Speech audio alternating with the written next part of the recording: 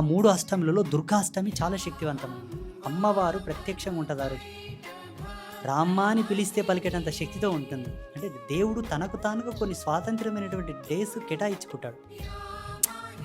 అలా అలా దుర్గాష్టమి రోజు నీ ముందు వేపాకు చలువను మొత్తం వేపాకు పరుపు పరిసి దాని మీద త్రిశూల వ్యూహం వేస్తారు పసుపుతో.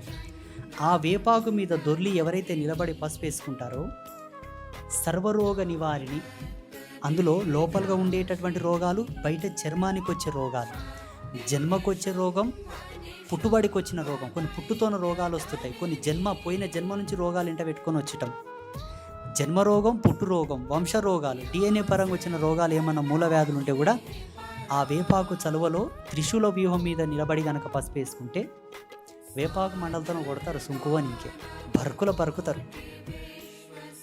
అది గనక పాటించుకుంటే శుభం, స్వస్తి.